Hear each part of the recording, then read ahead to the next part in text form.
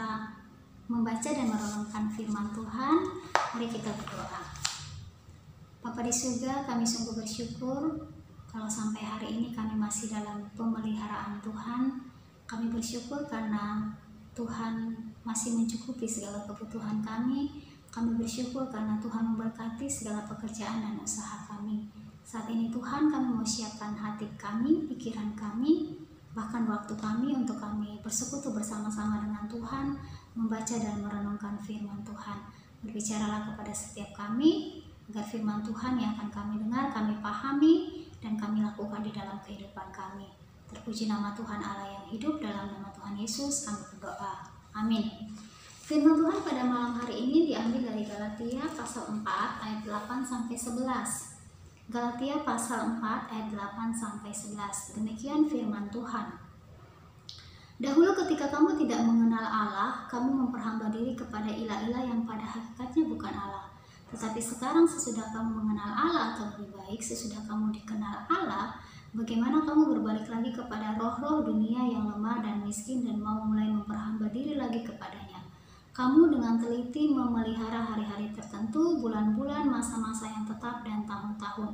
Aku khawatir kalau susah payahku untuk kamu telah sia-sia. Tema renungan kita pada malam hari ini adalah tradisi dan iman Kristen. Tujuan dari tema ini untuk membahas tentang bagaimana hubungan antara tradisi dan iman Kristen.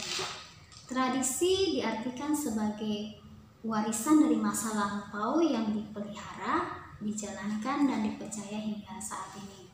Tradisi bisa saja berupa adat, norma sosial, perilaku yang merupakan wujud dari berbagai segi kehidupan.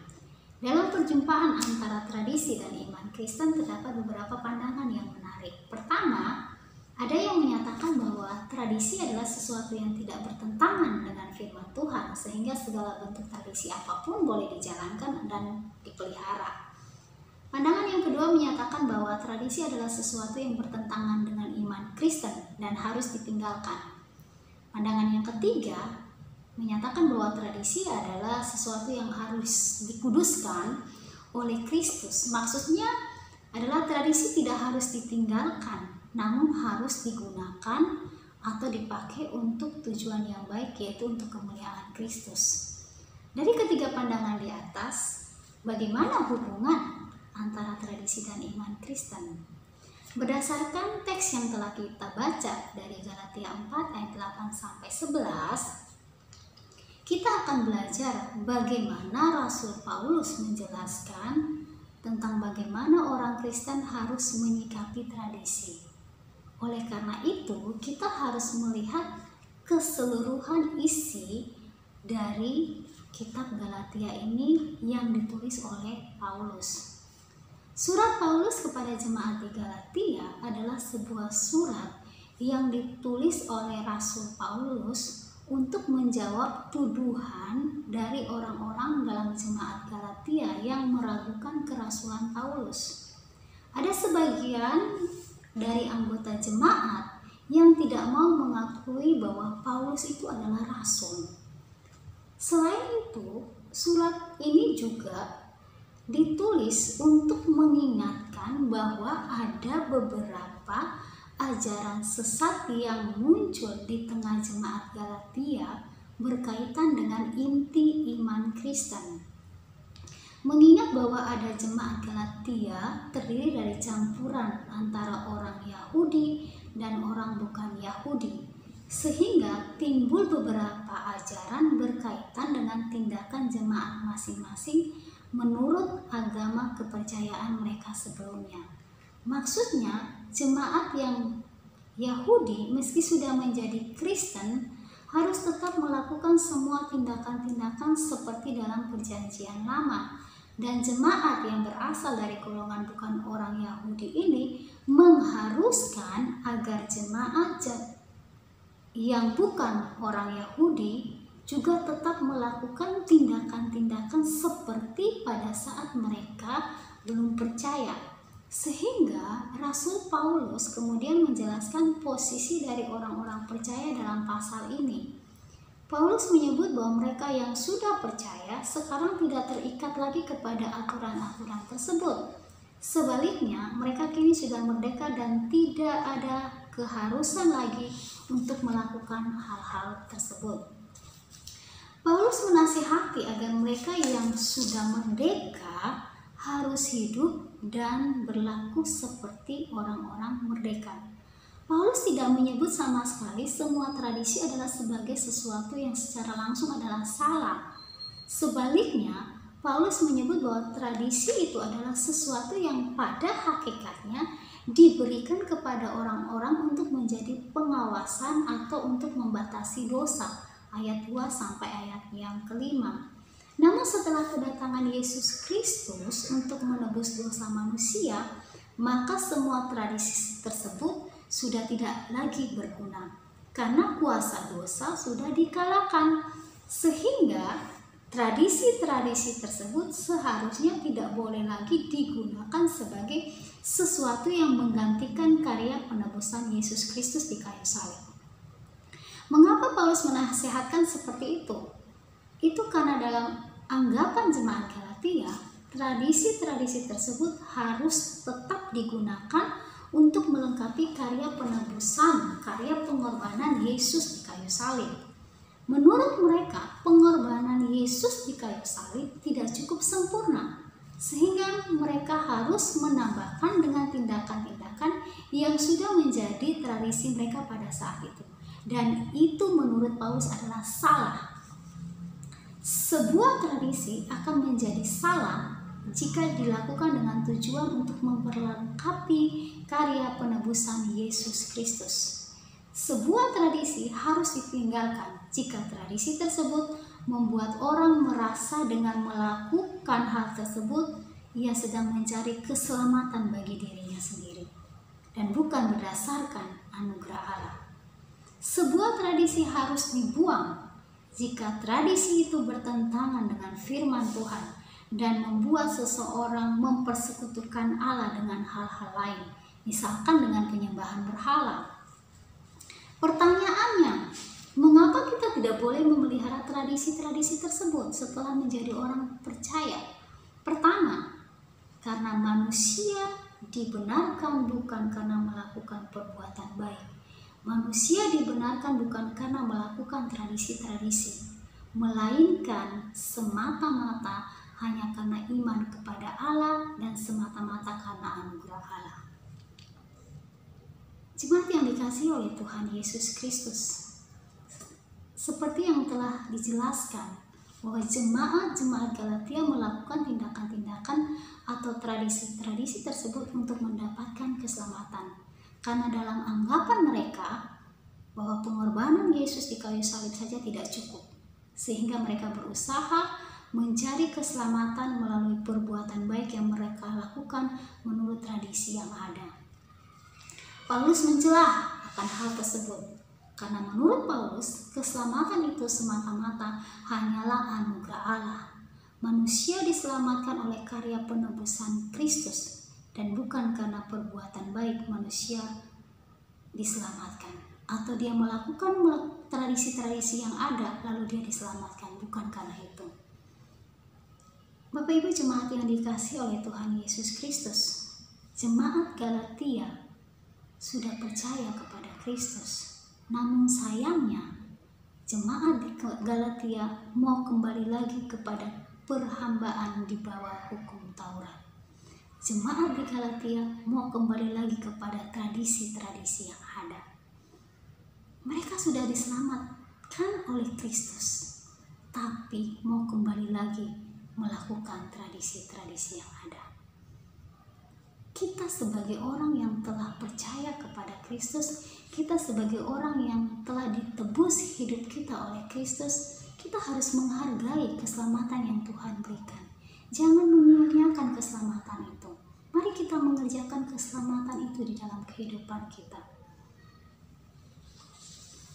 Bapak Ibu jemaat yang dikasihi oleh Tuhan Yesus Kristus, kenapa kita tidak boleh memelihara tradisi-tradisi tersebut? Yang kedua, karena setelah kita menjadi orang percaya, kita itu sudah mengenal Allah. atau dengan kata lain, kita ini dikenal sama Allah. Paulus menjelaskan bahwa kita sudah mengenal Allah, maka itu berarti kita sudah tahu mana kebenaran yang sesungguhnya. Dan jika sudah ada kebenaran yang sesungguhnya yang sudah kita ketahui, apakah kita akan pergi kepada sesuatu yang bukan benar? Sederhananya seperti ini. Ketika kita menemukan emas yang asli, apakah kita mau menukar dengan emas yang palsu atau dengan kuningan? Tentu tidak. Pasti kita akan terus menggenggam emas yang asli. Kebanyakan tradisi hanyalah sebuah bayangan dari kebenaran. Bahkan sebagian tradisi adalah pemalsuan atau tipuan dari kebenaran yang asli.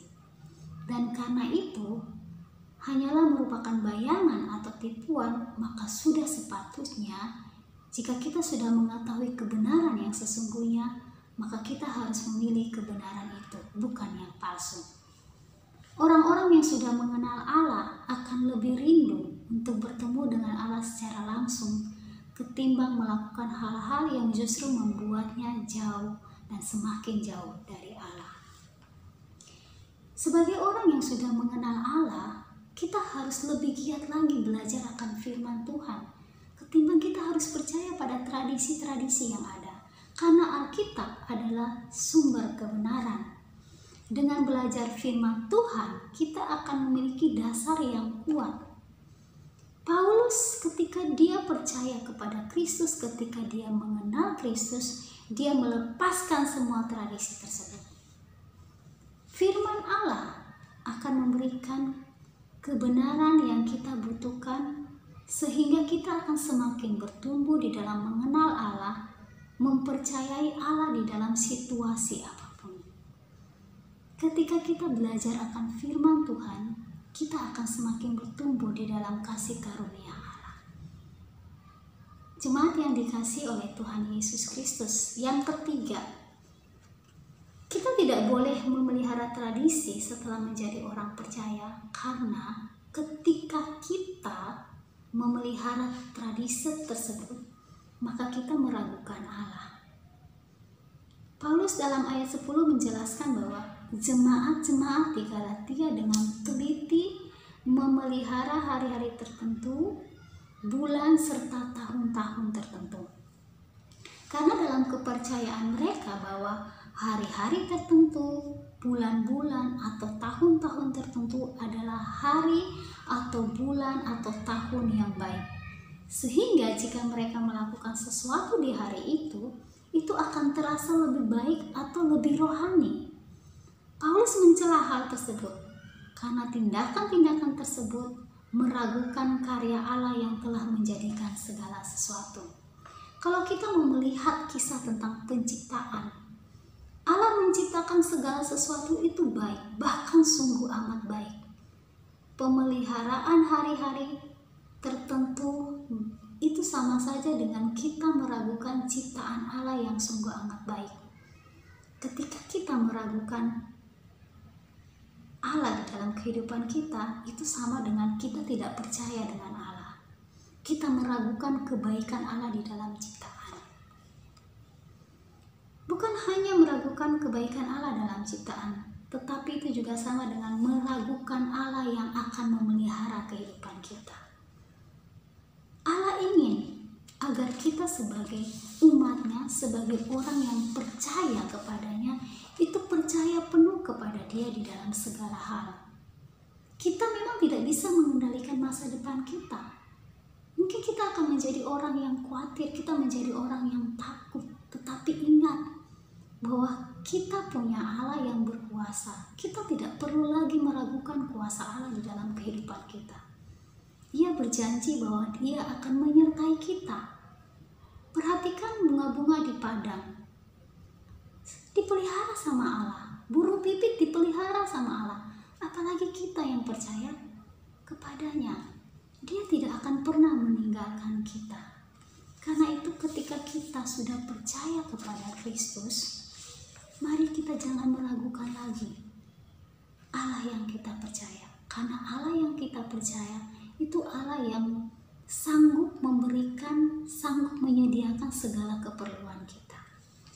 Jemaat yang dikasihi oleh Tuhan Yesus Kristus, firman Allah tidak seperti firman lainnya.